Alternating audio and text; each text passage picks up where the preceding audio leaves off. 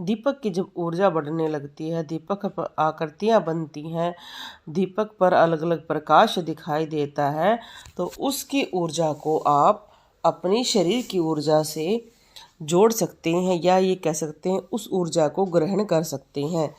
पहला कारण आप सभी जानते हैं कि हर मनुष्य ऊर्जा ग्रहण करता है और उसके अलग अलग तरीके हैं। अगर आप अपने शरीर को जागृत करना चाहते हैं, शरीर की ऊर्जा बढ़ाना चाहते हैं, अच्छा स्वास्थ्य है, अच्छा मन और अच्छा शरीर प्राप्त करना चाहते हैं, प्रभु से आप अपना प्रेम स्थापित करना चाहते हैं, तो दीपक जलाते हैं। तो आप दीपक का एक समय निर्धारित करें, और अगर आपके दीपक पर आकृति नहीं बनती है तो आपने एक छोटा सा उपाय करना है। दीपक में इत्र डालकर जलाना शुरू करना है। इत्र साफ सुथरा अच्छा होना चाहिए। अगर इत्र नहीं है तो 2 गुलाब की पंखुड़ियाँ डालना शुरू कर दो। उससे जो महक होगी, देवता जल्दी आकर्षित होंगे और आकृतियाँ बननी शुरू होंगी, और आप भी उस ऊर्जा को महसूस करोगे।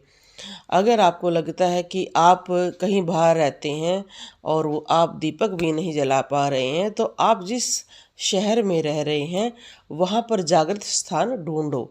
जैसे हम रोहतक हरियाणा में रहते हैं, यहाँ पर एक बहुत बड़ा शक्तिपीठ है बाबा मस्तनाथ, जो नाथों के लिए बहुत ही ज़्यादा पूजनीय है। और साथ में यहाँ पर आसपास राजस्थान से भी लोग पूजा करने आते हैं।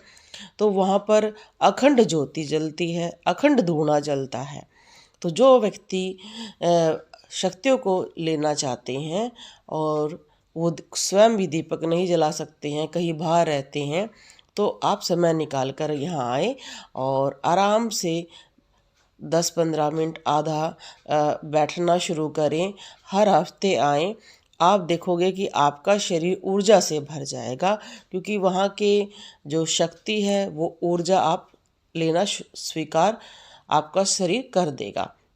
आप देखो इस दीपक में से भी ओरा निकल रही है अलग सी। ये जब देखो, ये बहुत सारी वीडियो में है, आप मैं इस पर एक अलग सी वीडियो ज़रूर बनाऊंगी, क्योंकि ये भी बहुत अच्छा है कि उसमें से ओरा और प्रकाश प्रभावित होता रहता है, जिसको वो ग्रहण करते रहते हैं। तो आप भी ये प्रयोग कर सकते हैं। इसका फ़ायदा मैं ज़रूर बताती हूँ।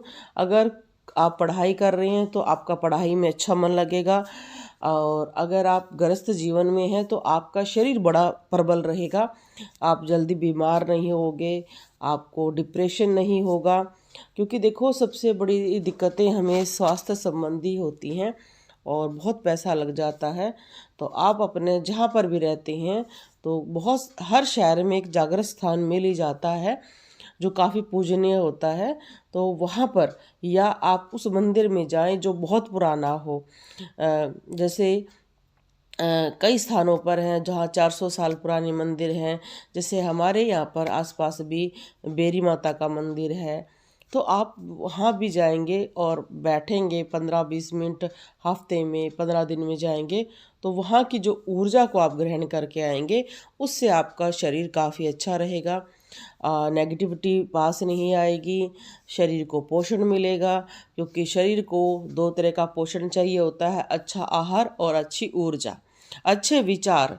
बहुत सारी चीज़ें हमें इफ़ेक्ट करती हैं। आपने देखा होगा कई लोग, अच्छा पैसा है घर में, बहुत कुछ है, परिवार है, फिर भी उनको डिप्रेशन है, जिसके वजह से वो ना खुद अच्छी तरह से रह पाते हैं और ना अपने परिवार को रहने देते हैं।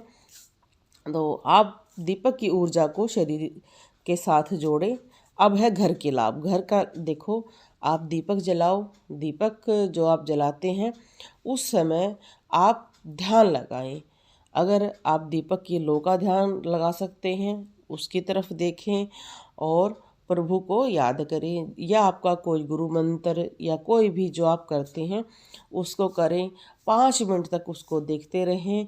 और जब आप पूजा करते हैं, ये अग्निदेव से प्रार्थना करें कि हे अग्निदेव, जो आप मेरे घर में ऊर्जा लेकर आए हैं वो ऊर्जा प्रभु की हो, और उस ऊर्जा से मेरा पूरे घर का पोषण हो। आप जिन जिन लोगों की प्रार्थना करते हैं उससे उसको बहुत लाभ होगा। एक विशेष ध्यान जरूर रखें। कई बार कई घर के व्यक्तियों के तो पोषण प्राप्त हो जाता है, पर कई व्यक्ति आपके घर में नहीं होते हैं, कईयों के बच्चे फ़ौरन पढ़ रहे होते हैं, तो उनके नाम से प्रार्थना जरूर करें और अग्निदेव को जरूर बताएं कि मेरा एक बच्चा बाहर रहता है, तो आप दीपक के माध्यम से मेरे घर में आते हैं, तो वो भी जहाँ पर हो आप उसको अपना आशीर्वाद प्रदान करें। और अगर आपके बच्चे फ़ौरन पढ़ते हैं या किसी दूसरे शहर में पढ़ते हैं, तो उनके नाम से गऊओं को चारा खिलाना शुरू करें, क्योंकि अगर आपका बच्चा बाहर रहता है तो नेगेटिविटी बहुत जल्दी पकड़ लेती है, क्योंकि वो बहुत सारे व्यक्तियों के साथ रहने के कारण नेगेटिविटी का संकेत बहुत जल्दी आता है। खासकर ऐसे ऐसे लोगों से मिलना होता है जिनकी ऊर्जा अच्छी नहीं होती है। आपको उसके नाम से कम 2 पेड़ पौधे लगाने चाहिए, गऊओं को खाना खिलाना चाहिए।